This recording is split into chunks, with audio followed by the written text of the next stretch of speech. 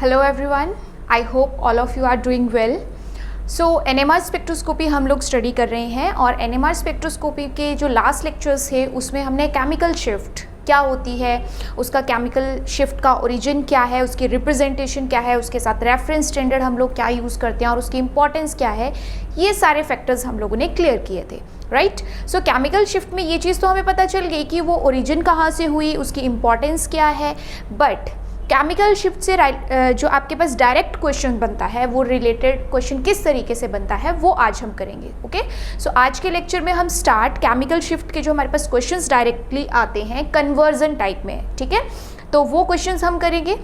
After that कुछ हमारे पास एक चार्ट है केमिकल शिफ्ट का, जिसे हम पता लगा लेते हैं, क्योंकि हमने लिखा ही ये था दैट केमिकल शिफ्ट हमें इंफॉर्मेशन देती है अबाउट नेचर ऑफ प्रोटॉन्स, कि प्रोटॉन्स किस तरीके के कार्बन के साथ अटैच्ड है। तो वो टेबल पहले हमें पता होना चाहिए कि किस रेंज में केमिकल शिफ्ट आती है, वो हम स्टडी करेंगे।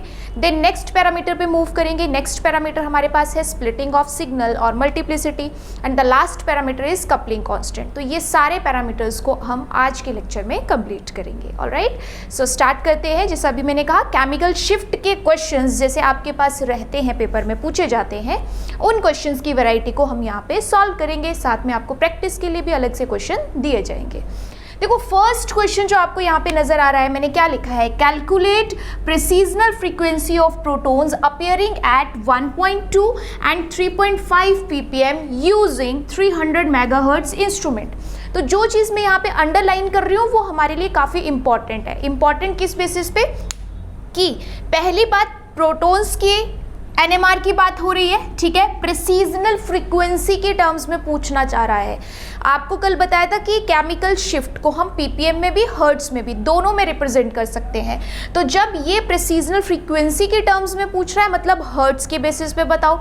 जब आपसे ये सिंपल केमिकल शिफ्ट के बेसिस पे पूछ रहा है, मतलब पीपीएम में बताओ। तो अभी जो क्वेश्चन है उसमें पीपीएम में आपको दिया हुआ है और हर्ट्ज में कन्वर्ट करना है, अगर क्लियरली हम इस क्वेश्चन को समझे तो। बट किसी भी क्वेश्चन के लिए हमें ये पता होना चाहिए कि हम इंस्ट्रूमेंट कितने मेगाहर्ट्ज का यूज कर रहे हैं, तो वो इन्होंने दिया हुआ है। सो पहले इस सॉल्यूशन को करने के लिए हमें जो डाटा दिया गया है, हम उस डाटा को यहाँ पे डिजाइन कर लेते हैं। कि इंस्ट्रूमेंट हमने लिया है जी 300 मेगाहर्ट्ज का, तो वो हम यहाँ पे लिख देंगे जितने का भी इंस्ट्रूमेंट रहेगा। 2 सिग्नल्स प्रोटॉन एनएमआर में आ रहे हैं, किस तरीके के आ रहे हैं वो अभी हमें नहीं पता, तो इसलिए हम सिंगल लाइन में रिप्रेजेंट कर रहे हैं। फर्स्ट सिग्नल आपका है 1.2 ppm पे, बिकॉज 0 वाली ppm की स्केल यहाँ से स्टार्ट होती है, तो 1.2 पहले आएगा। उसके बाद आपके पास जो दूसरा सिग्नल होगा वो 3.5 है, तो वो उसके बाद नजर आएगा। So this data is given, इतना डाटा दिया गया है और पूछ क्या रहा है दैट कैलकुलेट प्रेसिजनल फ्रीक्वेंसी, यानी जो केमिकल शिफ्ट आपको सिग्नल की दी है, जो पोजीशन आपको दे रखी है, इस पोजीशन को प्रेसिजनल फ्रीक्वेंसी के टर्म में कन्वर्ट कीजिए, ये चाहता है। तो जो 0 ppm है, ये आपको बताया था मैंने, ये हम हमेशा किसकी मान के चलते हैं, टीएमएस के प्रोटॉन्स की। तो टीएमएस के प्रोटॉन्स को क्योंकि एक्सटर्नल मैग्नेटिक फील्ड से या ऑपरेटिंग फ्रीक्वेंसी से फर्क नहीं पड़ता, ये उसके इंडिपेंडेंट होती है, दैट्स वाई इसे हमेशा हम क्या रखते हैं, 0 ही रखते हैं। बट अगर हमें वो पीपीएम में नहीं बट हर्ट्ज में बतानी है, फ्रीक्वेंसी की टर्म में बतानी है, फिर तो ऑपरेटिंग फ्रीक्वेंसी मैटर करेगी ना। 300 पे कुछ अलग फ्रीक्वेंसी, 400 पे कुछ अलग फ्रीक्वेंसी, तो अब हम कन्वर्ट ही इसे फ्रीक्वेंसी के टर्म में कर रहे हैं। इसलिए 0 ppm का इस वक्त क्या मतलब है कि इसके प्रोटॉन्स की फ्रीक्वेंसी जितने का आपके पास इंस्ट्रूमेंट है इनटू 10⁻⁶ हर्ट्ज है। क्या कहा कि अगर मैं केमिकल शिफ्ट के बेसिस पे बात करूं तो टीएमएस के प्रोटॉन को हमेशा 0 माना जाता है, तो केमिकल शिफ्ट में 0 ppm है। बट अगर इसी को मुझे हर्ट्ज में कन्वर्ट करना है, तो जितने का इंस्ट्रूमेंट होता है मल्टीप्लाई 10⁻⁶ हर्ट्ज इसकी फ्रीक्वेंसी होती है, इसके प्रोटॉन्स की फ्रीक्वेंसी होती है। अगर यहाँ पे मैंने 500 मेगाहर्ट्ज लिया होता तो मैं 500 से मल्टीप्लाई करती, अगर 600 लिया होता तो 600 से करती। तो हर सिस्टम में जब आप हर्ट्ज में लिखते हो फ्रीक्वेंसी को, तो ऑपरेटिंग फ्रीक्वेंसी मैटर करती है। इसलिए अब हमने ये यहाँ पे लिख दिया। अब हमें पता है कि टीएमएस के प्रोटॉन्स की फ्रीक्वेंसी क्या है। अब ये जो 1.2 ppm आया है ये इस जीरो के रिस्पेक्ट में आया है ना, तो जीरो का हमें पता है, तो जीरो से अब और कितना ज़्यादा हम हर्ट्ज लें कि हमारे पास 1.2 ppm आए। एक बात और, अगर किसी को ये डाउट हो रहा है कि 10⁶ क्यों लिखा, क्योंकि ये मेगाहर्ट्ज था और यहाँ पे हम हर्ट्ज में लिख रहे हैं, दैट्स वाई कन्वर्ट करने के लिए हमने मेगाहर्ट्ज टू हर्ट्ज को 10⁶ से मल्टीप्लाई करके लिखा हुआ है, ठीक है। अच्छा, अब बात करते हैं ये 1.2 ppm की। तो आपके पास प्रेसीजनल फ्रीक्वेंसी एट 1.2 ppm, इसे हम कैसे लिखेंगे, ध्यान से देखिए, क्योंकि ppm से हमें हर्ट्ज में कन्वर्ट करना है, ppm से हमें हर्ट्ज में कन्वर्ट करना है, तो आप एक छोटा सा नोट ज़रूर लिख लेंगे। और वो छोटा सा नोट आपके पास क्या है कि जब ppm से हर्ट्ज में कन्वर्ट करना है, जब ppm से हर्ट्ज में कन्वर्ट करना है, तब आपको यहां पे करनी पड़ेगी मल्टीप्लिकेशन, तब करनी पड़ेगी मल्टीप्लिकेशन। और जब हर्ट्ज से ppm में कन्वर्ट करना है, तब आपको जस्ट डिवाइड करना है, ठीक है। ये नोट क्या कह रहा है कि आपको कोई केमिकल शिफ्ट की वैल्यू ppm में दी है और हर्ट्ज में कन्वर्ट करनी है, तब मल्टीप्लाई कीजिए। जब हर्ट्ज में दी है और ppm में कन्वर्ट करनी है, तब डिवाइड कीजिए। बट किससे, इस फ्रीक्वेंसी से। जो भी फ्रीक्वेंसी का इंस्ट्रूमेंट यूज किया है या जो भी फ्रीक्वेंसी टीएमएस के प्रोटॉन्स की है, उससे मल्टीप्लाई और डिवाइड करने से ही आपके पास ये कन्वर्जन कंप्लीट होती है, ठीक है। बाकी यूनिट्स की कोई टेंशन नहीं लेनी है, वो सब हमने यहाँ पे मैनेज करके रखा हुआ है। आपको जस्ट ये जो नंबर दिया है, इस नंबर को मल्टीप्लाई या डिवाइड करना है। तो अभी हम क्या कर रहे हैं, देखो दो हमारे पास केसेस है, एक ppm टू हर्ट्ज कन्वर्जन, एक हर्ट्ज टू ppm। अभी हम क्या कर रहे हैं, ppm में दिया है और हर्ट्ज में कन्वर्ट कर रहे हैं, ppm में दिया है और हर्ट्ज में कन्वर्ट कर रहे हैं। तो हमें क्या करना है यहाँ पे, मल्टीप्लिकेशन। इट मीन्स ये जो 1.2 ppm सिग्नल है, इस 1.2 को मल्टीप्लाई करना पड़ेगा जितने का इंस्ट्रूमेंट है, यानी 300 हर्ट्ज। और साथ में एक लाइन लिखनी पड़ती है, greater than TMS protons, greater than TMS protons. अब इसका मतलब क्या होता है, इसका मतलब है that 1.2 into 300 hertz plus, greater than का मतलब प्लस, जितनी आपके पास टीएमएस के प्रोटॉन्स की प्रेसीजनल फ्रीक्वेंसी है, तो कितनी है अभी, प्लस 300 इंटू 10⁶ हर्ट्ज। तो जो भी आपके पास टोटल करके यहाँ पे XYZ जो भी वैल्यू आती है, that will be the precessional frequency of this signal. जो आपके पास ppm में 1.2 पे आया था, बट हर्ट्ज में बहुत लार्ज वैल्यू होगी। तो आपको समझ भी आ रहा होगा कि इतनी लार्ज वैल्यू अगर हमारे पास आएगी, तो ऑब्वियस सी बात है हम हर्ट्ज में इतनी बड़ी स्केल कहाँ से लेके आएंगे। तो हर्ट्ज में इस वजह से भी हम नहीं लेते क्योंकि इसका नंबर बहुत बड़ा आ जाता है, स्केल इतनी बड़ी नहीं हो सकती, इसलिए हर्ट्ज में हम लेना प्रेफर नहीं करते। बट पेपर के ऊपर कैसे कन्वर्जन की जाती है वो चीज़ आपको आनी चाहिए। दैट्स वाई मैं यहाँ पे बता रही हूँ कि अगर तो ये ppm में है देन 1.2 इज करेक्ट, बट अगर हर्ट्ज में है तो मतलब क्या है इसका, हर्ट्ज में मतलब जितने की केमिकल शिफ्ट है उसे इसकी फ्रीक्वेंसी से मल्टीप्लाई करो और साथ में लिखो ग्रेटर देन टीएमएस प्रोटॉन्स, क्योंकि जो टीएमएस प्रोटॉन्स की फ्रीक्वेंसी है उसमें इतना ऐड करोगे तब ये सिग्नल आएगा। दैट्स वाई ये हमने ऐड किया और एक नंबर आया। अब सेम एग्जैक्टली अगर आपको प्रेसीजनल फ्रीक्वेंसी कौन सी निकालनी है, 3.5 ppm की, यानी सिंपल सी बात है, केमिकल शिफ्ट जब मैं कह रही हूं तो ppm, जब प्रेसीजनल फ्रीक्वेंसी कह रही हूं तो हर्ट्ज, है एक ही चीज, ठीक है। एक ही बात को दो अलग अलग तरीके से यहाँ पे बताया जा रहा है। तो प्रेसीजनल फ्रीक्वेंसी एट 3.5 ppm का मतलब क्या है कि 3.5 को अब मल्टीप्लाई करना है, जो फ्रीक्वेंसी दी है 300, साथ में लिखना है ग्रेटर देन टीएमएस प्रोटॉन, कि टीएमएस प्रोटॉन से इतनी ज़्यादा फ्रीक्वेंसी हमें मिलेगी तब ये सिग्नल आएगा। और अगर इसको मैं कैलकुलेट करने के हिसाब से देखूं तो 3.5 इंटू 300 प्लस ग्रेटर देन का मतलब प्लस करो जो टीएमएस की है, कितनी है टीएमएस की, 300 इंटू 10⁶ हर्ट्ज। तो जो भी आपके पास यहाँ पे वैल्यू आती है हर्ट्ज में, that will be the precessional frequency at 3.5 ppm, ठीक है। तो ये बहुत सिंपल आपके पास क्वेश्चन था। करना क्या था, क्वेश्चन को पहचाना कि पीपीएम में दिया है और क्योंकि प्रेसिजल फ्रीक्वेंसी पूछ रहा है मतलब हर्ट्स में जानना चाहता है, और जब भी पीपीएम से हर्ट्स में कन्वर्ट करना है आपको मल्टीप्लाई करना है, क्योंकि पीपीएम वाली रेंज छोटी होती है, हर्ट्स वाली रेंज बड़ी होती है। तो जब भी छोटे से बड़े की तरफ जाते हैं मल्टीप्लाई, बड़े से छोटे की तरफ आते हैं देन डिवीजन। बिल्कुल सिंपल सा कंसेप्ट है, पढ़ा होगा आपने, वैसे ही आप इसको याद रख सकते हो। पीपीएम छोटा, हर्ट्स बड़ा, तो पीपीएम से हर्ट्स तक जाना है तो मल्टीप्लाई, हर्ट्स से पीपीएम में आना है तो डिवाइड। सो ये क्वेश्चन बिल्कुल क्लियर हो चुका है। अगर आप इतना लिखते हो तब भी करेक्ट है, अगर आप इसको ऐड करके कंप्लीट वैल्यू देते हो तब भी करेक्ट है। आपको दोनों तरीके से पता होना चाहिए कि केमिकल शिफ्ट को जब हम प्रेसिजनल फ्रीक्वेंसी के टर्म में बोलते हैं तो कैसे रिप्रेजेंट किया जाता है। ओके, सो ये कंप्लीट डिस्क्रिप्शन था कि जब पीपीएम वाले सिग्नल्स को हर्ट्ज में कन्वर्ट करना है तो आप कैसे कर सकते हो। अब बिल्कुल इसका रिवर्स करेंगे, हम अपोजिट करेंगे कि हमें हर्ट्ज में दिया है, मतलब प्रेसिजनल फ्रीक्वेंसी के टर्म्स में दिया है और हमें उसे पीपीएम में कन्वर्ट करना है, जैसे आप सेकंड क्वेश्चन को यहाँ पे देख सकते हो। ठीक है, देखो जरा इस क्वेश्चन को कि क्या हमें डाटा गिवन है और हमें क्या फाइंड आउट करना है। जब ये चीज समझ आ जाएगी तो क्वेश्चन बहुत आसानी से हो जाएगा। ठीक है, ऐसे डायरेक्ट क्वेश्चंस बनते हैं आपके पेपर में। क्या क्वेश्चन दिया है, a compound shows proton NMR peak, ठीक है, proton NMR peak at 240 hertz downfield, 240 hertz downfield from the TMS peak.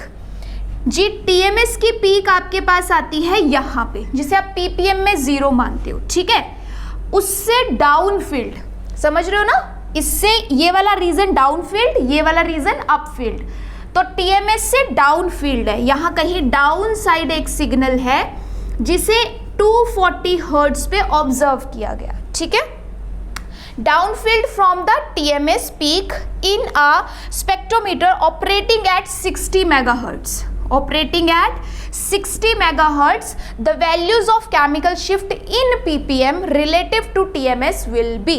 यानी सिंपल है क्वेश्चन कि आपको हर्ट्ज में दिया है और पीपीएम में कन्वर्ट करना है। अभी बताया था सेकंड केस, हर्ट्ज में दिया है और पीपीएम में करना है, हर्ट्ज ज़्यादा पीपीएम छोटा, क्या करना पड़ेगा, डिवाइड। सो सिंपली आपको कुछ नहीं करना था, इसकी केमिकल शिफ्ट को कैलकुलेट करने के लिए, किसमें, पीपीएम में कैलकुलेट करने के लिए जो आपको सिग्नल दिया था उस सिग्नल को इंस्ट्रूमेंट के फ्रीक्वेंसी के साथ डिवाइड करना था, that's it.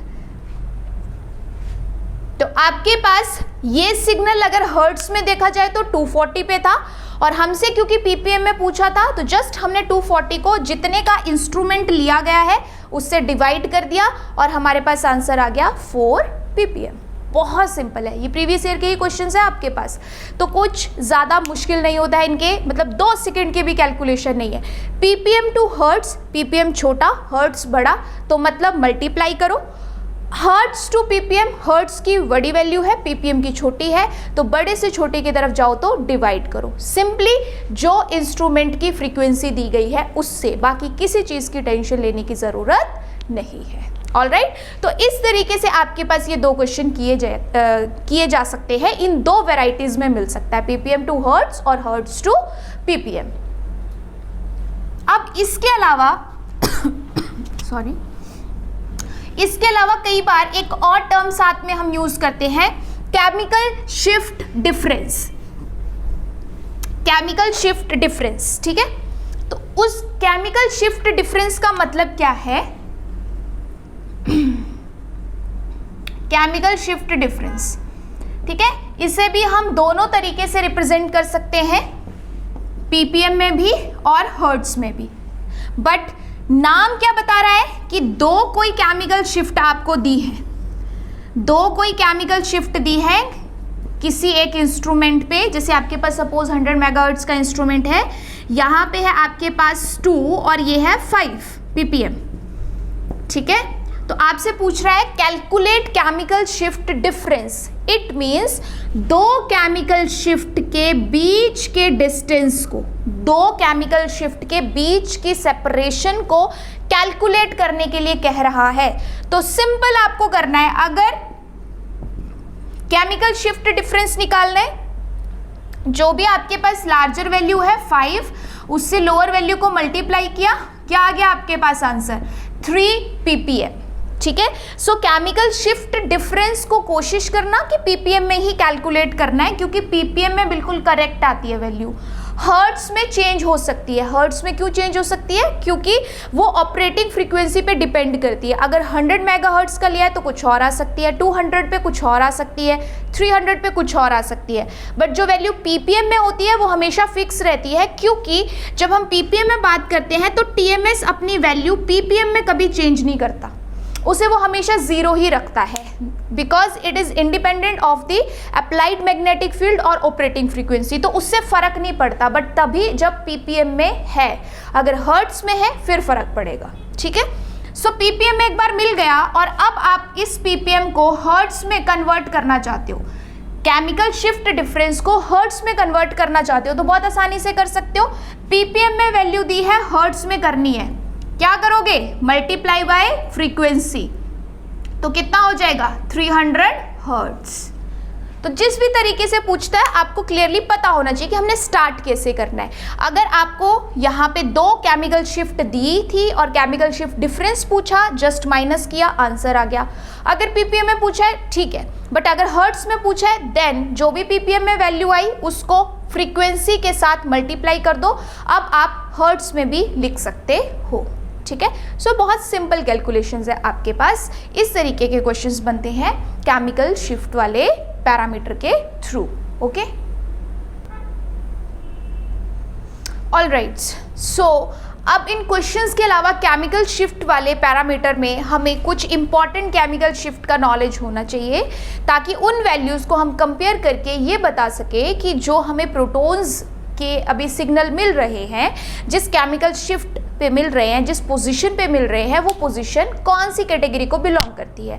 Are they sp3, are they sp2, are they aromatic, are they aldehydic, किस टाइप की कैटेगरी को बिलोंग करती है, ये चीज़ हमें इस चार्ट के थ्रू पता चल जाती है। ठीक है, सो नोट कीजिए कि अगर आपके पास केमिकल शिफ्ट का रेंज 0.5 से 2 ppm के बीच में है, तो इससे हमें पता चलता है कि वो कौन सा प्रोटॉन है, sp3 hybridized proton without electronegative attachment, without any electronegative attachment. मतलब sp3 हाइब्रिडाइज्ड होगा बट कोई भी साथ में इलेक्ट्रोनेगेटिव एटम्स प्रेजेंट नहीं होंगे। अब अगर मेरे पास रेंज 2 से 5 ppm के बीच में आती है, कहीं पे कोई सिग्नल आया 2 से 5 ppm के बीच में, तब वो भी हमारे पास sp3 हाइब्रिडाइज्ड प्रोटॉन ही होता है, but with electronegative attachment, with electronegative attachment. ठीक है, उसके बाद आपके पास है 5 to 8 ppm, बट इस 5 to 8 ppm को 2 कैटेगरीज में डिवाइड किया गया है। एक आपके पास है 5 to 7 ppm और एक आपके पास है 6 to 8 ppm। बिकॉज हैं दोनों ही sp2 हाइब्रिडाइज्ड प्रोटॉन्स की वैल्यूज, 5 to 8 ppm में दोनों ही sp2 हाइब्रिडाइज्ड प्रोटॉन्स की वैल्यूज हैं, बट जो 5 to 7 ppm है they are for olefinic. Olefinic का मतलब डबल बॉन्ड वाली प्रोटॉन्स की, बट 6 to 8 है एरोमेटिक के लिए। 6 to 8 किस तरीके के प्रोटॉन्स? एरोमेटिक प्रोटॉन्स के लिए। उसके बाद जो हमारी रेंज है वो है 8 to 10 ppm। देखो वैल्यूज बढ़ती जा रही हैं, ज़्यादा सिग्नल डीशील्डेड होता जा रहा है। 8 to 10 ppm जो है वो हमारे पास है एल्डिहाइडिक प्रोटॉन। एल्डिहाइडिक प्रोटॉन किस तरीके का? CHO।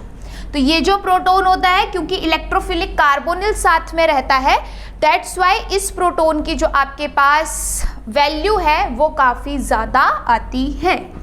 इसके बाद हमारे पास है 10 to 12.5 ppm, 10 to 12.5 ppm और 10 to 12.5 ppm है हमारे पास कार्बोक्सिलिक एसिड प्रोटोन के लिए, कार्बोक्सिलिक एसिड प्रोटोन के लिए, यानी COH में ये जो आपके पास H है इसकी वैल्यू काफ़ी ज़्यादा आती है कार्बोक्सिलिक की, क्योंकि एक तो इलेक्ट्रोनेगेटिव एटम के साथ अटैच्ड है डायरेक्ट, और दूसरा कार्बोनिल काफ़ी इलेक्ट्रोफिलिक, काफ़ी इलेक्ट्रोनेगेटिव टाइप का ग्रुप साथ में अटैच्ड है, जिसकी वजह से इसकी वैल्यू जो है वो काफ़ी ज़्यादा डीशील्ड हो जाती है।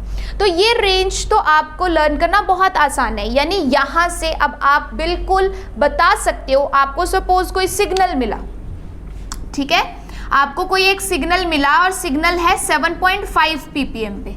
अब ये 7.5 ppm कौन सी रेंज को बिलोंग कर रहा है? 6 to 8, 6 to 8 के बीच में आ रहा है ना 7.5, तो एकदम से ध्यान आएगा कि ये सिग्नल जो है एरोमेटिक प्रोटॉन्स की वजह से आया होगा। अब अगर हमारे पास एरोमेटिक सिस्टम है कोई, तो उसके ये जो एरोमेटिक वाले प्रोटॉन्स हैं ये सब एक सिग्नल दे रहे होंगे, जितने भी 6 प्रोटॉन्स यहाँ पे प्रेजेंट है, ठीक है। अभी तो जैसे मैं सिंपल ही बात कर रही हूँ, तो क्या पता चल गया हमें केमिकल शिफ्ट से कि कोई पोजीशन कौन सी कैटेगरी को बिलोंग कर रही है, वो कैटेगरी किस तरीके के हाइड्रोजन के बारे में बता रही है। इट मीन्स हमने लिखा था it gives information about the nature of proton, वो बिल्कुल क्लियर पता चल रहा है कि हम किस तरीके से नेचर ऑफ प्रोटॉन्स के बारे में जान सकते हैं। बट इस रेंज के, ये तो बहुत ईजी है, एक तरफ से शुरू हो रही है एक तरफ खत्म हो रही है, 0.5 to 2, 2 to 5, 5 to 8, 8 to 10, 10 to 12.5, ये तो बहुत इजीली लर्न हो जाएगी। बट कुछ आपके पास अलग भी रहती है, ठीक है। अलग वैल्यूज कैसे रहती है, जैसे सपोज आपके पास OCH3 ग्रुप कहीं प्रेजेंट है, ठीक है, मिथॉक्सी ग्रुप कहीं प्रेजेंट है, तो इसकी 3.5 से 4 ppm के बीच में अपनी अलग ही एक सिग्नल रहता है। कोई भी सिग्नल अगर 3.5 से 4 के बीच में मिल जाएगा तो हमें पता चलता है कि मॉलिक्यूल में OCH3 वाले प्रोटॉन जरूर प्रेजेंट हैं। अगर कहीं पे OCH2 या OCH किसी भी मॉलिक्यूल में कहीं भी प्रेजेंट है, तो इसका जो आपके पास सिग्नल है वो इस रेंज में मिलता है, 4 to 4.5 ppm, 4 to 4.5 ppm, ठीक है। इसके अलावा हमने sp3 की बात करी, sp2 की बात करी, बट sp की बात नहीं करी। तो जो हमारे पास sp हाइब्रिडाइज्ड प्रोटॉन है, ठीक है, यानी ट्रिपल बॉन्ड CH, इस तरीके का अगर कोई प्रोटॉन प्रेजेंट है तो उसका हमारे पास जो वैल्यू है वो आता है 1.5 to 3 ppm के बीच में। ट्रिपल बॉन्ड वाला ये जो प्रोटॉन है, अगर इसकी केमिकल शिफ्ट की वैल्यू देखें तो वो हमें मिलती है 1.5 to 3 ppm के बीच में। इसके अलावा एक और कैटेगरी हमारे पास है OH और NH के प्रोटॉन्स की। वैसे तो जनरली इनका ब्रॉड सिंगलेट आता है। ब्रॉड सिंगलेट का मतलब कि ऐसे ब्रॉड सा सिग्नल आएगा, शार्प नहीं आएगा।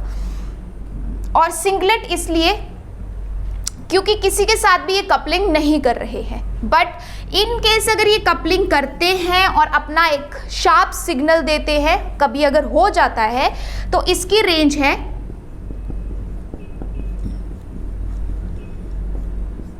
1.5 to 5 ppm, 1.5 to 5 ppm। तो ये कुछ आपके पास इंपॉर्टेंट केमिकल शिफ्ट वैल्यूज थी, जिनको देखते हुए आप किसी भी डाटा को इंटरप्रेट कर सकते हो और ये बता सकते हो कि आपके पास जो केमिकल शिफ्ट की वैल्यू दी है किसी भी सिग्नल की, वो सिग्नल कौन सी कैटेगरी को बिलोंग कर रहा है। ये 3 पैरामीटर्स जो अभी हमने पढ़े, नंबर ऑफ सिग्नल हमें बता रहा था कि एक मॉलिक्यूल में कितने अलग सेट प्रोटॉन्स के प्रेजेंट हैं, देन एरिया रेशियो, हर सेट के अंदर कितने प्रोटॉन्स प्रेजेंट हैं, देन केमिकल शिफ्ट कि जो अलग अलग सेट बना है प्रोटॉन्स का उनका नेचर कैसा है, sp3, sp2, aromatic, olefinic, sp, किस टाइप का वो प्रोटॉन है। अब ये चीज़ तो हमें पता चल गई इन 3 पैरामीटर्स से, बट फोर्थ पैरामीटर है हमारे पास मल्टीप्लिसिटी और स्प्लिटिंग ऑफ सिग्नल, जो हमें बताता है अपने नेबर के बारे में। नेबरिंग केमिकल एनवायरनमेंट कैसा है, या नेबर का हमारे पास कोई मैग्नेटिक न्यूक्लियाई प्रेजेंट है, तो अलग अलग फ्रेगमेंट्स को अब हम एक साथ ज्वाइन करेंगे। किसकी हेल्प से? नेक्स्ट पैरामीटर की हेल्प से। सो नेक्स्ट हेडिंग दीजिए अब आप लोग, मल्टीप्लिसिटी और splitting of signal.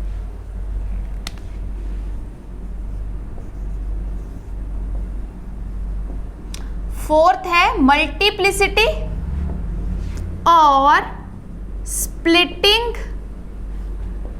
Of signal. ठीक है, सो ये मल्टीप्लिसिटी और जो स्प्लिटिंग ऑफ सिग्नल हमारे पास पैरामीटर है, ये पैरामीटर किस वजह से अराइज होता है? Due to neighbouring magnetic nuclei. ठीक है, ये जो स्प्लिटिंग होती है ये किस वजह से होती है? Due to neighbouring magnetic nuclei. और ये जो नेबरिंग मैग्नेटिक न्यूक्लियाई है, क्योंकि अभी तो हम सिर्फ प्रोटॉन की बात कर रहे हैं, तो उसके आसपास जो भी नॉन इक्विवेलेंट प्रोटॉन्स होंगे। ठीक है, कैसे प्रोटॉन्स? Non equivalent. ये मैं क्यों यहाँ पे मेंशन कर रही हूँ? क्योंकि जो इक्विवेलेंट प्रोटॉन्स होते हैं, जो आप कह रहे हो कि 5 प्रोटॉन एक जैसे हैं और पांचों के पांचों प्रोटॉन्स का एक सिग्नल आ रहा है, तो वो पांचों प्रोटॉन्स आपस में कभी कपलिंग नहीं करेंगे। आपस में मतलब वो इक्विवेलेंट है, एक ही फैमिली के हैं। और जब 5 प्रोटॉन्स या 6 प्रोटॉन, 3 प्रोटॉन, 2 प्रोटॉन, कोई भी सेम फैमिली को बिलोंग कर रहे हैं, सारे के सारे एक सिग्नल दे रहे हैं, तो उनके सिग्नल की स्प्लिटिंग अपने जैसे प्रोटॉन्स की वजह से नहीं होती है। किसकी वजह से होती है? Which are different from them, which are non equivalent. तो इस बात का ध्यान रखिएगा। और ये नेबरिंग की बात तो हमने कर दी, बट कितने तक? Up to 3 bond distance. 3 bond distance का मतलब क्या है कि आपके पास सपोज ये कोई एक प्रोटॉन है, ये कोई बी प्रोटॉन है। ठीक है, ए और बी दोनों डिफरेंट हैं, इसीलिए अलग अलग मेंशन कर रही हूँ। तो अब अगर मैं यहाँ पे देखूँ तो 3 बॉन्ड डिस्टेंस का मतलब है कि CH पहला बॉन्ड, CC दूसरा बॉन्ड, देन CH तीसरा बॉन्ड। तो इस प्रोटॉन को इस प्रोटॉन के स्पिन तक इंटरैक्ट करने के लिए कितना डिस्टेंस है? 3 बॉन्ड डिस्टेंस का। तो जो मल्टीप्लिसिटी है या जो कपलिंग है वो कितने नेबर तक जा सकती है? Up to 3 bond distance. 1 है तब भी चलेगा, 2 है तब भी चलेगा, 3 है तब भी चलेगा। बट 3 बॉन्ड डिस्टेंस के बाद अगर कोई प्रोटॉन मिल रहा है जो नॉन इक्विवेलेंट है, तो उसके साथ कपलिंग नहीं होती, उसकी वजह से स्प्लिटिंग नहीं होती। ठीक है, दैट्स वाई ये चीज आपको बिल्कुल क्लियर होनी चाहिए, अप टू 3 बॉन्ड डिस्टेंस। ठीक है, और किस तरीके का proton? Non equivalent proton, same family वाले प्रोटॉन के साथ कपलिंग नहीं होती, स्प्लिटिंग नहीं होती। अब ये तो हमें पता चल गया कि किसकी वजह से हो रही है, कितने डिस्टेंस तक हो रही है, बट इसे कैलकुलेट कैसे करते हैं? ठीक है, सो नेक्स्ट है कैलकुलेशन ऑफ मल्टीप्लिसिटी, कि किसी भी सिग्नल की जब मल्टीपल लाइंस बन रही हैं, एक ही सिग्नल 2 लाइंस में, 3 लाइंस में, 5 लाइंस में से अलग अलग लाइंस में स्प्लिट हो रहा है, तो वो मल्टीप्लिसिटी की कैलकुलेशन हम कैसे कर सकते हैं? वो करने के लिए हमें दिया गया है एक फॉर्मूला, जिसे हम कहते हैं 2ni+1। क्या फॉर्मूला दिया है मल्टीप्लिसिटी कैलकुलेट करने के लिए? For the calculation of multiplicity 2ni+1। 2ni+1 में n है number of neighbouring protons. Number of neighbouring protons, कौन से प्रोटॉन्स? जो नॉन इक्विवेलेंट है, सेम फैमिली के नहीं है। नंबर ऑफ नेबरिंग प्रोटॉन, जितने भी नेबरिंग प्रोटॉन है वो आपने n में पुट कर देना है। I क्या है? Nuclear spin. Nuclear spin value तो अभी आपके पास पढ़ाया आपने, जो 1h है, क्योंकि प्रोटॉन NMR स्टडी कर रहे हो, तो आपके पास 1h की I वैल्यू कितनी होती है? 1/2 हाफ। तो वो पुट करोगे आप यहाँ पे, ठीक है। आई वैल्यू बाकी +1 है, तो क्लियर हो गया कि किस तरीके से कैलकुलेट करेंगे 2ni+1। बाकी इसके लिए एक शॉर्ट ट्रिक भी होती है प्रोटॉन एनएमआर में, वो भी आपको बता दिया जाएगा, बट पहले हम फॉर्मूला के थ्रू कैलकुलेट करते हैं, ओके।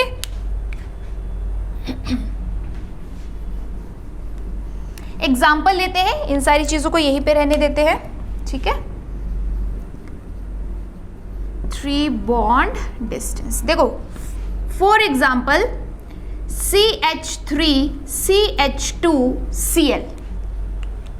अब इस एग्जाम्पल में हमारे पास सबसे पहले तो हमें ये पता होना चाहिए कि सिग्नल कितने आएंगे, तो हमारे पास आंसर है 2 सिग्नल्स। जो ये CH3 के तीनों प्रोटॉन है इनका एक सिग्नल, जो CH2 के 2 प्रोटॉन है इनका एक सिग्नल, सो टोटल कितने सिग्नल्स 2।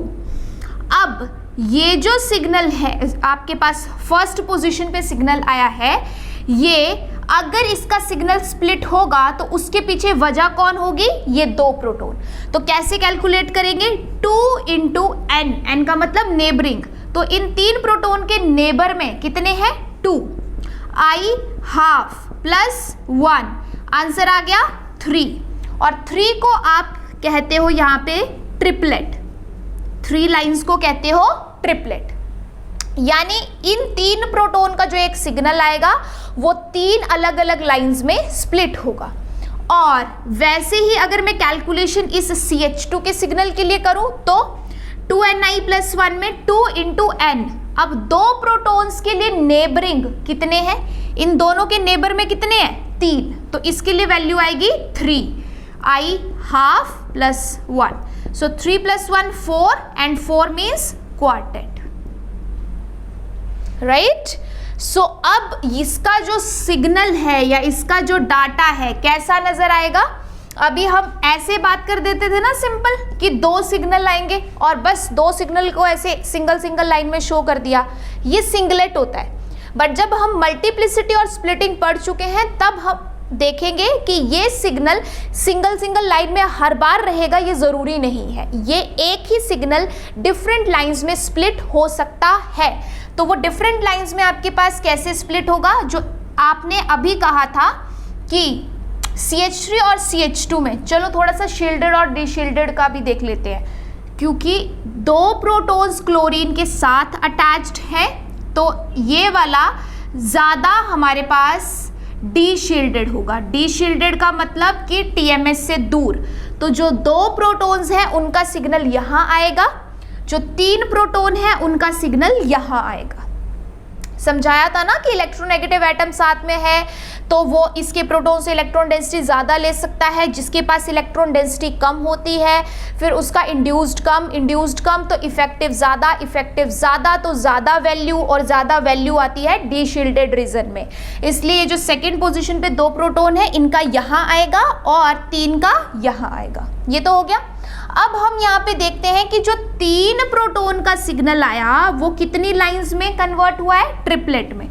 तो ये जो मेरे पास यहाँ पे 3 प्रोटॉन्स का सिग्नल है, इस सिग्नल को मैं 3 लाइंस में स्प्लिट करूंगी। और जो मेरे पास यहाँ पे 2 प्रोटॉन का सिग्नल आया है, क्योंकि वो क्वार्टेट में जा रहा है, तो क्वार्टेट मीन्स 4 लाइंस, तो 2 प्रोटॉन के सिग्नल को मैं यहाँ पे 4 लाइंस में स्प्लिट करूंगी, ठीक है। तो इस तरीके से अब ये क्या हो गया है, यहाँ पे ये क्वार्टेट और ये triplet. This is multiplicity, this is splitting of signal. यानी आपको ऐसा कोई डाटा दिया है कि 2 प्रोटॉन और 3 प्रोटॉन के ये 2 सिग्नल, 2 प्रोटॉन का क्वार्टेट आ रहा है, 3 प्रोटॉन का ट्रिपलेट आ रहा है, तो मुझे क्या इंफॉर्मेशन मिलेगी कि 2 प्रोटॉन का जो सेट है उसके एडजेसेंट 3 प्रोटॉन एक जैसे हैं, क्योंकि 3 होंगे तभी क्वार्टेट आएगा, और जो 3 प्रोटॉन है क्योंकि उसकी 3 लाइंस आई हैं तो उसके एडजेसेंट 2 प्रोटॉन है, उसके नेबर में 2 प्रोटॉन है, तो 2 की वजह से ट्रिपलेट आता है। ऐसा क्यों मैं कह रही हूँ, जितनी लाइंस उससे 1 नंबर कम करके प्रोटॉन, या जितने प्रोटॉन उसमें 1 ऐड करके लाइंस। अगर आप फॉर्मूला यूज नहीं करना चाहते हो तो ये शॉर्ट ट्रिक अपना सकते हो। ये शॉर्ट ट्रिक यहाँ क्यों अपनाई जा सकती है, क्योंकि यहाँ आई वैल्यू होती है हाफ, प्रोटॉन NMR के लिए I वैल्यू होती है हाफ, तो हाफ से क्या होगा कि ये 2 और ये 2 फॉर्मूला में हमेशा कैंसिल हो जाता है, और जब कैंसिल हो जाता है तो बचता क्या है, जो नेबरिंग का नंबर, मतलब ये 2 और I वैल्यू कैंसिल होगी, बच गया जितने नेबरिंग के प्रोटॉन है उसमें एक प्लस कर दो, सिंपल। यानी आपको दिख रहा है कि इन 3 के एडजेसेंट 2 प्रोटॉन है तो 2 में एक प्लस कर दो, 3 आपके पास इसका सिग्नल आ गया ट्रिपलेट। इसके लिए निकाल रहे हो तो इसके एडजेसेंट कितने हैं, 3 में एक प्लस कर दो 4, कितना आ गया, क्वार्टेट। तो शॉर्ट में भी कर सकते हो प्रोटॉन NMR के लिए, अदरवाइज फॉर्मूला तो आपके पास है ही। सो अब अपोजिट कर लेते हैं कि अगर हमें कोई मॉलिक्यूल दिया है तो उसकी मल्टीप्लिसिटी हमने कैलकुलेट कर ली, बट अगर हमें कोई मल्टीप्लिसिटी देता है, हमें डाटा देता है, तो इससे हमें क्या इंटरप्रेट हो रहा है कि 2 सेट है हमारे पास, 2 प्रोटॉन्स के, एक 2 हाइड्रोजन वाला, 2 प्रोटॉन वाला, एक 3 प्रोटॉन वाला। जो 2 प्रोटॉन वाला है, क्योंकि उसके एडजेसेंट 3 प्रोटॉन रहे होंगे तो 3+1 करके ही उसकी लाइंस क्वार्टेट में आई हैं, और 3 प्रोटॉन के एडजेसेंट नेबर में 2 प्रोटॉन रहे होंगे क्योंकि 2+1 करके 3 लाइंस आई हैं। तो ये हमें इंफॉर्मेशन मिलती है नेबरिंग एनवायरनमेंट की, कि अगर हमारे पास 3 लाइंस आई है मतलब नेबर में 2 प्रोटॉन, 4 लाइंस आई है मतलब नेबर में 3 प्रोटॉन, ठीक है। अगर हम डाटा से प्रोटॉन्स बता रहे हैं तो एक नंबर माइनस कर देते हैं, अगर प्रोटॉन से हम सिग्नल बता रहे हैं, लाइंस बता रहे हैं, तो हम एक प्लस कर देते हैं। बहुत सिंपल चीज है मल्टीप्लिसिटी या स्प्लिटिंग ऑफ सिग्नल। करना क्या है कि जिसका सिग्नल निकाल रहे हो उस फॉर्मूले के लिए उसके नेबरिंग का नंबर पुट करना है, और जब इसका सिग्नल निकाल रहे हो तो फॉर्मूले में उसके नेबरिंग जितने हैं उनका नंबर पुट करना है।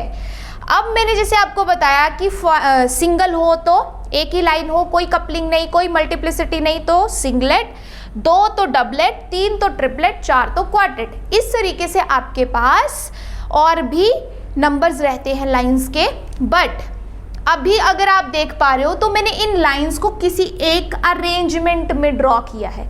ऐसा नहीं किया कि 3 लाइंस आई तो तीनों को एक जैसा ही बना दिया, बिल्कुल इंटेंसिटी बराबर रखी, ऐसा नहीं किया ना मैंने, क्योंकि इसके पीछे इंटेंसिटी वाला फैक्टर भी रहता है कि सिंगलेट है या डबलेट है या ट्रिपलेट है तो वो कैसा नज़र आएगा, क्या उसकी सारी लाइंस सेम होंगी या लाइंस में डिफरेंस होगा, वो चीज़ हमें पता चलती है इंटेंसिटी वाले चार्ट से, ठीक है। तो अब हम इंटेंसिटी रेशो वाला चार्ट यहाँ पे ड्रॉ करेंगे और फिर सीखेंगे कि हम इन लाइंस को स्पेसिफिक ही क्यों अरेंज करते हैं in the respect of intensity, okay.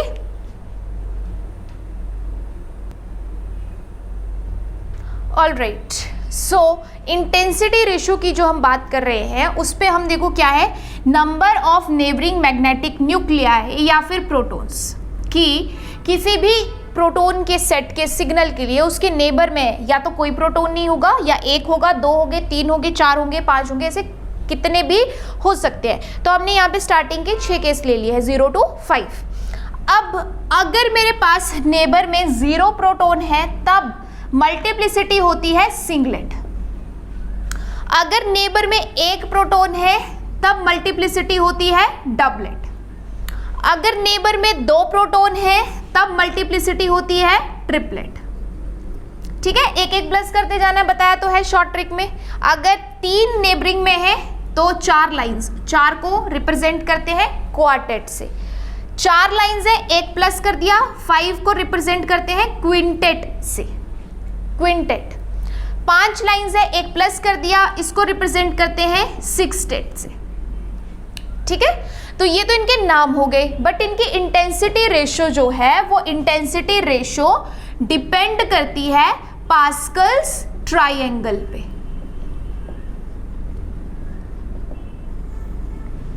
अब ये पास्कल्स ट्राइंगल क्या है, देखिए जब सिंगलेट है तो वो सिंगलेट तो किसी भी इंटेंसिटी रेशियो पे जा सकता है, ठीक है, इतना भी हो सकता है, इतना कुछ भी हो सकती है, वो प्रोटॉन्स के नंबर पे डिपेंड कर रहा है कि कितना इंटेंस बन सकता है, तो उसको हमने 1 मान लिया। तो जब डबलेट है तो डबलेट की इंटेंसिटी रेशियो होती है 1:1, दोनों लाइंस सेम इंटेंसिटी की। जो ट्रिपलेट है उसकी होती है 1:2:1। उसके बाद क्वार्टेट की है 1:3:3:1। उसके बाद क्विंटेट की है 1:4:6:4:1। 1 4 6 4 1 क्विंटेट है ना, 5 लाइंस है तो यहाँ भी 5 लाइंस पूरी होनी चाहिए।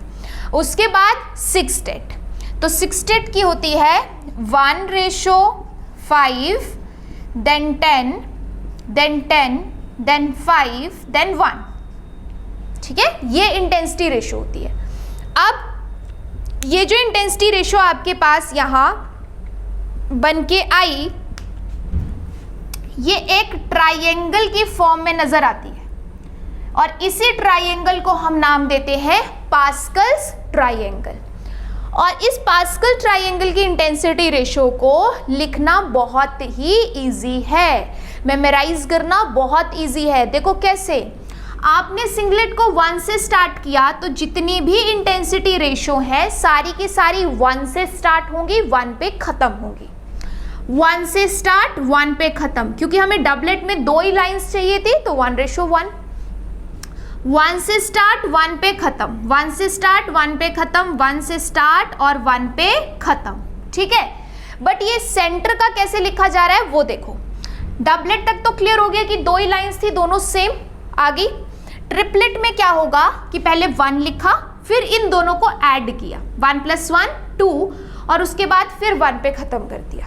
ठीक है, बस ऐसे ही सारा आगे चलेगा, ऐड करते जाना है। 1 लिखा, देन 1 + 2 3, 2 + 1 3, देन 1 पे खत्म। देन 1 से स्टार्ट किया, 1 + 3 4, 3 + 3 6, 3 + 1 4 एंड 1 पे खत्म। ठीक, और ये भी ध्यान रखना कि क्विंटेट है तो 5 ही लाइंस बने, ऐसा नहीं कि कुछ भी एक्स्ट्रा ऐड करते कुछ भी लाइंस बना दी हैं, 5 तो 5। सिक्सटेट में 6 आनी चाहिए, 1 से स्टार्ट किया, 1 + 4 5, 4 + 6 10, 6 + 4 10, 4 + 1 5, देन 1 पे अगेन खत्म। तो ये है आपके पास इंटेंसिटी रेशो का चार्ट जो आपको लर्न होना चाहिए। लर्न क्यों होना चाहिए? क्योंकि क्वेश्चन पूछा जाता है कि आपके पास कितने सिग्नल आ रहे हैं विद विच इंटेंसिटी रेशो। ठीक है, क्वेश्चन ऐसे ही बनता है कि आपको सिग्नल के बारे में भी पता होना चाहिए और उसकी इंटेंसिटी रेशो का भी पता होना चाहिए। तो यहाँ पे हमारे पास इंटेंसिटी रेशो वाला चार्ट क्लियर हो चुका है और बहुत सिंपल है इसको लर्न करना। तो आपको चाहे कितनी भी लाइंस आ जाए आप इस इंटेंसिटी रेशो को फर्दर डिज़ाइन कर सकते हो। बट ये जो आपके पास इंटेंसिटी रेशो है ये सिर्फ और सिर्फ एप्लीकेबल है, ये जो इंटेंसिटी रेशो है ये सिर्फ और सिर्फ एप्लीकेबल है उन न्यूक्लियाई के लिए, उन मैग्नेटिक न्यूक्लियाई के लिए जिनका आई वैल्यू हाफ है, जिनका आई वैल्यू हाफ रहेगा, 1/2 होगा। सिर्फ वही यहाँ पे हमारे पास इस इंटेंसिटी रेशो के अकॉर्डिंग अपना सिग्नल शो करेंगे। जहाँ पे आपकी आई वैल्यू डिफरेंट हो जाएगी उनकी इंटेंसिटी रेशो अलग चलती है, वो भी आपके सिलेबस में, वो भी हम स्टडी करेंगे।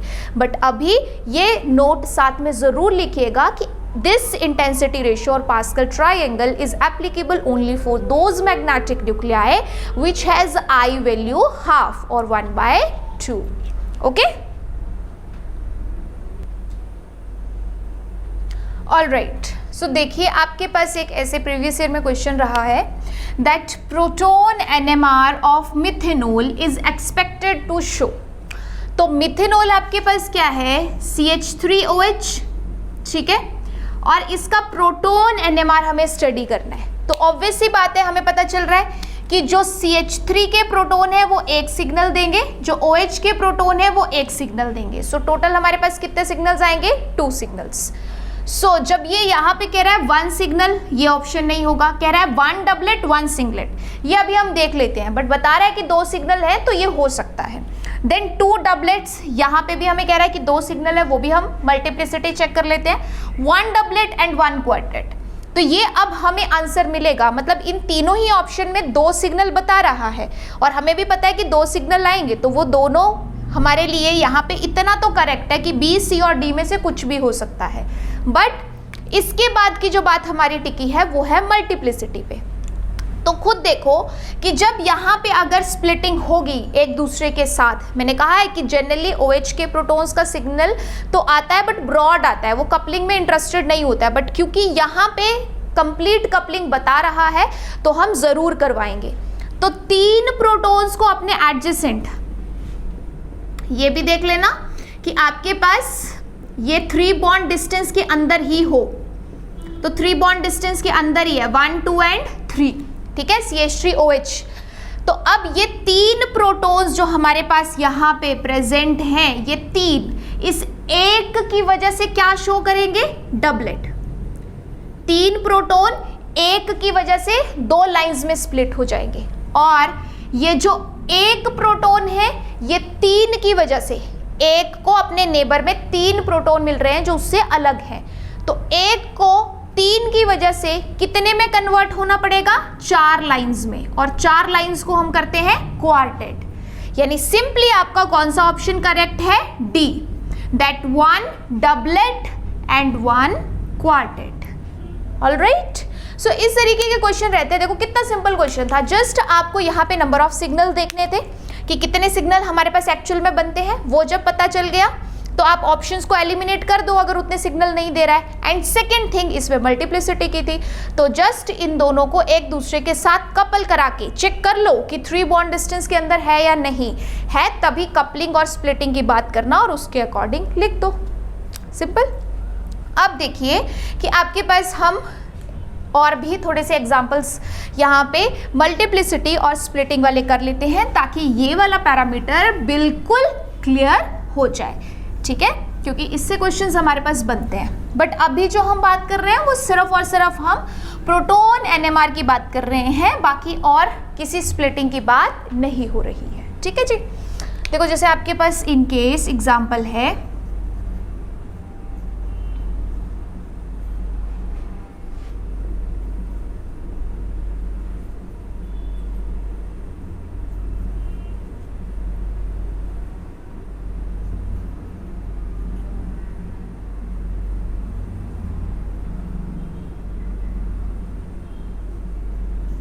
इस तरीके का ले सकते हैं हम, ठीक है। तो पहले तो हम यहाँ पे ये चेक करेंगे कि हमारे पास नंबर ऑफ सिग्नल कितने आएंगे, ठीक है, नंबर ऑफ सिग्नल। वेट, इस एग्जांपल को हम करते हैं पहले CH3 CH2 CH3, simplest example करते हैं, देन उससे हाई लेवल पे जाएंगे। देखो इस क्वेश्चन को करने के लिए सबसे पहले नंबर ऑफ सिग्नल कैलकुलेट करो, जो CH2 है उसका 1 और ये जो CH3 वाले हैं इन सब का 1। सो आपके पास मतलब 2 प्रोटॉन का 1 सिग्नल और 6 प्रोटॉन का 1 सिग्नल। समझ आ रही है बात क्लियरली कि ये 6 के 6 प्रोटॉन एक जैसे हैं तो 1 देंगे, बट जब बात स्प्लिटिंग की आएगी तो ये 2 प्रोटॉन इन 6 की वजह से आपको देंगे 7 लाइंस, और 7 लाइंस को आप सेप्टेट या हेप्टेट से रिप्रेजेंट करते हो, और इन 6 प्रोटॉन्स का 2 की वजह से, इन 6 प्रोटॉन्स का 2 की वजह से क्या आएगा, ट्रिपलेट, ठीक है, यानी 3 लाइंस। तो अब आपके पास यहाँ पे एक सेप्टेट और एक ट्रिपलेट इस मॉलिक्यूल में आपको मिलेगा, ठीक है, सिंपल एग्जांपल था। और ये 6 के 6 प्रोटॉन क्योंकि 3 बॉन्ड डिस्टेंस के अंदर ही थे तो 6 के 6 प्रोटॉन को हमने एक साथ कवर कर लिया। बट अगर हमारे पास कुछ इस तरीके का मॉलिक्यूल है, कैसा, देखिए जरा,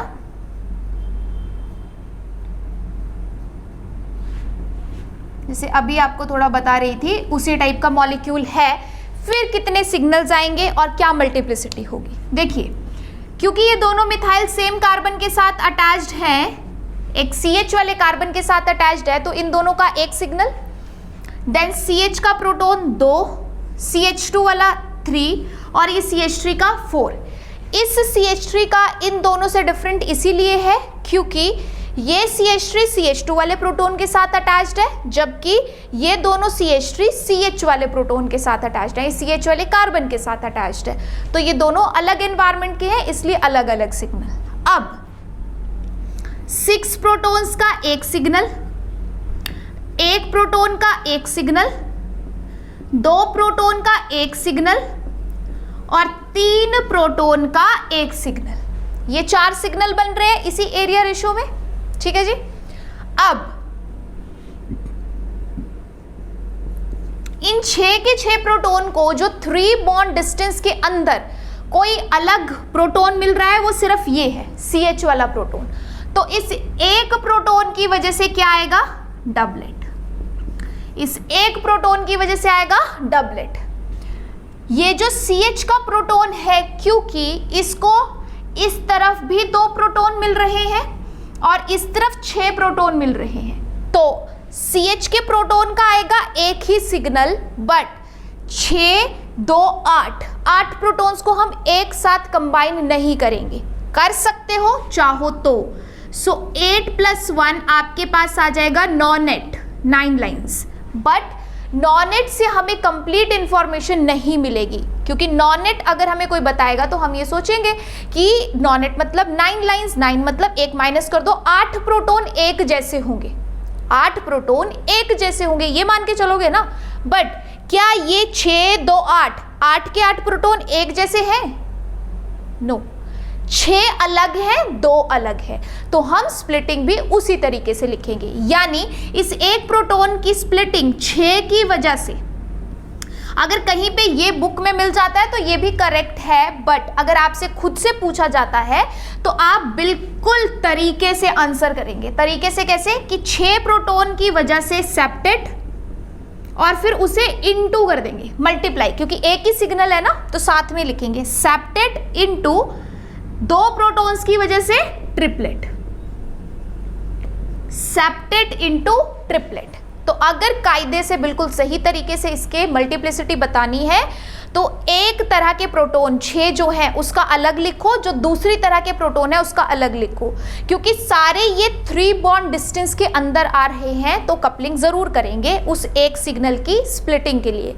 तो वो एक सिग्नल पहले 7 लाइंस में स्प्लिट होगा, फिर 7 लाइंस ट्रिपलेट में फर्दर स्प्लिट होंगी। कहने का मतलब ये है, ठीक है। ऐसे ही लिखना है आपने हर बार, ये चीज को फॉलो नहीं करना है। बट अगर कहीं इंफॉर्मेशन दी है तो ये पता होनी चाहिए कि मतलब क्या है इसका, लेकिन यहां से करेक्ट इंफॉर्मेशन मिलती नहीं है। करेक्ट इंफॉर्मेशन इस तरीके से मिलती है, सेप्टेट मतलब 6 अलग, ट्रिपलेट मतलब 2 अलग, ठीक। इन दोनों प्रोटॉन का भी वैसे लिखोगे, क्योंकि इन दोनों प्रोटॉन को एक तरफ 1 प्रोटॉन मिल रहा है, दूसरी तरफ 3 प्रोटॉन मिल रहे हैं, तो 1 प्रोटॉन की वजह से डबलेट और 3 प्रोटॉन की वजह से क्वार्टेट। 1 प्रोटॉन की वजह से डबलेट और 3 की वजह से क्वार्टेट, सो डबलेट इनटू क्वार्टेट। जो आपके पास ये 3 प्रोटॉन्स हैं, इन 3 प्रोटॉन्स को सिर्फ एक ही तरफ प्रोटॉन मिल रहे हैं, कोई बहुत टाइप के प्रोटॉन्स नहीं, अलग अलग, सिर्फ इसे CH2 ही मिल रहा है, तो 2 प्रोटॉन्स की वजह से इसका क्या आ जाएगा, ट्रिपलेट, ट्रिपलेट, ठीक है।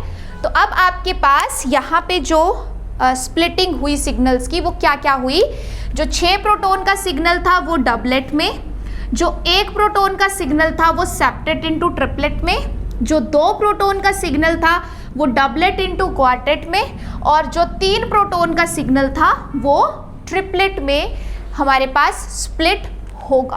ओके, सो इस तरीके से दिस स्प्लिटिंग ऑफ सिग्नल या multiplicity of signal parameter works, इस तरीके से ये काम करता है। बस ध्यान ये रखना है कि आसपास आपके पास वो 3 बॉन्ड डिस्टेंस के अंदर होना चाहिए। एक और एग्जाम्पल अब हम करते हैं जिससे ये स्प्लिटिंग वाला कंसेप्ट आपका और ज़्यादा क्लियर हो जाए।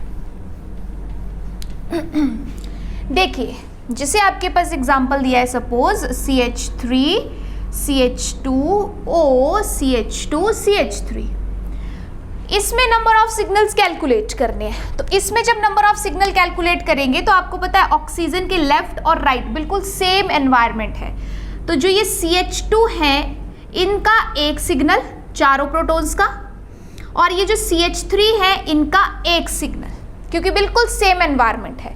सो अब आपके पास अगर देखा जाए तो 6 प्रोटॉन और 4 प्रोटॉन, ये एरिया रेशियो रहेगी सिग्नल की। जो 2 सिग्नल नजर आएंगे CH3 CH3 क्योंकि सेम है, एक सिग्नल, CH2 सेम है, एक सिग्नल। बट यहां से अगर आप डायरेक्ट लिखोगे कि 6 प्रोटॉन की 4 की वजह से स्प्लिटिंग यानी क्विंटेट, 4 की 6 की वजह से होगी तो सेप्टेट, तो गलत हो जाएगा। क्यों? क्योंकि आप शॉर्ट में कर रहे हो, आपने 3 बॉन्ड डिस्टेंस वाला पैरामीटर चेक किया ही नहीं। तो 3 बॉन्ड डिस्टेंस वाला पैरामीटर जरूर चेक करना कि ये CH2 के 3 बॉन्ड डिस्टेंस के अंदर अंदर सिर्फ CH3 वाले प्रोटॉन है, और अगर सिर्फ CH3 है तो 3 प्रोटॉन की वजह से